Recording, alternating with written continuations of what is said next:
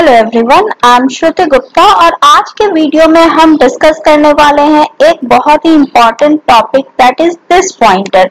Normally students इसमें confuse होते हैं कि ये क्या है, तो आज हम इसके बारे में डिस्कस करेंगे। दिस पॉइंटर को समझने के पहले एक बार फिर से हम चलते हैं अपने क्लास एंड ऑब्जेक्ट पर, जहां हमने देखा था कि जब भी हम कोई क्लास बनाते हैं तो उसके मेंबर फंक्शन के लिए मेमोरी स्पेस एलोकेट हो जाता है और उन फंक्शंस के लिए सिर्फ एक ही बार मेमोरी स्पेस एलोकेट होता है। लेकिन उस क्लास के डेटा मेंबर्स के लिए स्पेस कब क्रिएट होता है? जब उस क्लास के लिए हम ऑब्जेक्ट्स क्रिएट करते हैं और हर ऑब्जेक्ट अपने डेटा मेंबर्स की सेपरेट कॉपी मेंटेन रखता है, लेकिन फंक्शंस को वो शेयर करता है आपस में। जैसे यहाँ देख सकते हैं कि बुक क्लास के ऑब्जेक्ट्स क्रिएटेड हैं, बुक 1, बुक 2 एंड बुक 3। इनके पास अपने डेटा मेंबर्स की सेपरेट कॉपी है, टाइटल एंड प्राइस। तो हर ऑब्जेक्ट के पास टाइटल एंड प्राइस की तो सेपरेट कॉपी है, लेकिन क्लास के मेंबर फंक्शन जो gate data and put data है, इनकी सिंगल कॉपी मेंटेन रहती है मेमोरी में और हर ऑब्जेक्ट इन्हीं फंक्शन को आपस में शेयर करते हैं।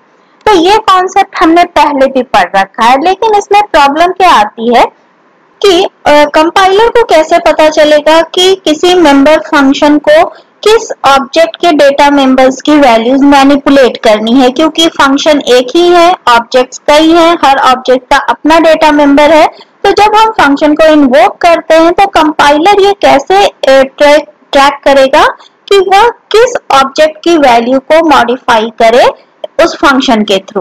तो इसके लिए कंपाइलर एक स्पेशल पॉइंटर का यूज करता है जिसको दिस पॉइंटर कहते हैं। जैसे यहाँ एक एग्जांपल देखें तो एक मेंबर फंक्शन है 3 जो अपने डेटा मेंबर 2 की वैल्यू को चेंज करना चाहता है ऑब्जेक्ट 1 के लिए। तो अब कंपाइलर कैसे समझेगा कि ऑब्जेक्ट 1 के ही डेटा मेंबर की वैल्यू को चेंज करना है या ऑब्जेक्ट 2 के डेटा मेंबर की वैल्यू को चेंज करना है?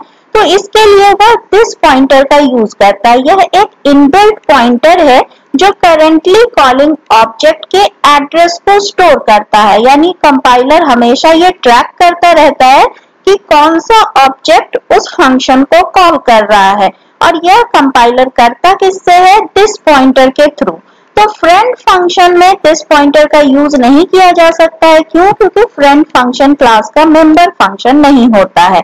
ये हमने देख रखा था कि फ्रेंड फंक्शन सिर्फ क्लास का फ्रेंड होता है जो उसके प्राइवेट मेंबर्स को ऑब्जेक्ट के थ्रू एक्सेस कर सकता है, लेकिन वो क्लास का मेंबर फंक्शन नहीं होता है। और दिस पॉइंटर को क्लास के मेंबर फंक्शन के अंदर ही यूज कर सकते हैं। तो चलिए एक प्रोग्राम के थ्रू समझते हैं इसको, दिस पॉइंटर को, कि ये कैसे वर्क करता है।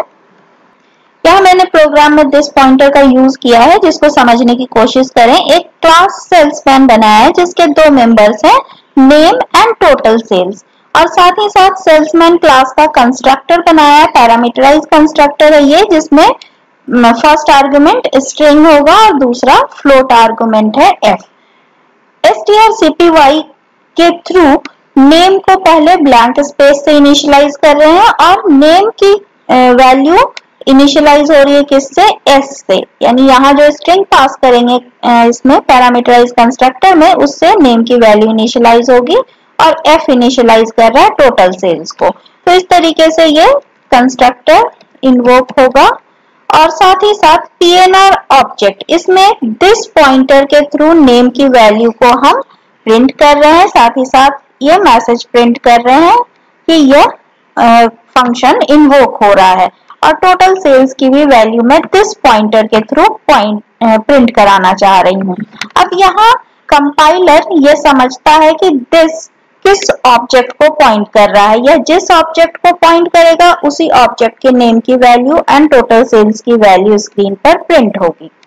मेन फंक्शन में देखें तो मैंने 3 ऑब्जेक्ट बनाए हैं सेल्समैन क्लास का, रमन, और इसमें पैरामीटराइज कंस्ट्रक्टर इन्वोक होगा क्योंकि साथ ही साथ मैं आर्गुमेंट्स की वैल्यू भी पास कर रही हूँ, सीता एंड वेदांत। 3 ऑब्जेक्ट हैं ये, रमन, सीता एंड वेदांत। अब Raman dot prn object function को कॉल कर रहे हैं, इसी तरीके से सीता एंड वेदांत के थ्रू भी इस फंक्शन को कॉल कर रहे हैं हम लोग। तो ये कंपाइलर को दिस पॉइंटर के थ्रू पता चलेगा कि किस ऑब्जेक्ट ने अभी इस फंक्शन को कॉल किया है और किसके डेटा मेंबर की वैल्यू यहाँ प्रिंट करनी है। तो इसको हम कंपाइल करते हैं, रन करते हैं, तो देख सकते हैं ये डिस्प्ले कर रहा है कि पहला रमन, दूसरा सीता एंड तीसरा वेदांत, और जो जो टोटल सेल्स की वैल्यू हमने पास की थी उस ऑब्जेक्ट के लिए वही वैल्यू यहाँ प्रिंट हो रही है। यानी दिस पॉइंटर समझ रहा है कि किस ऑब्जेक्ट ने इस फंक्शन को कॉल किया है और उसी ऑब्जेक्ट के डेटा मेंबर की वैल्यू यहाँ प्रिंट करनी है। वापस से एक बार देख ले, रमन इसका टोटल सेल्स है 23451, सीता इसका टोटल सेल्स है 12,000, वेदांत इसका टोटल सेल्स है 35,000।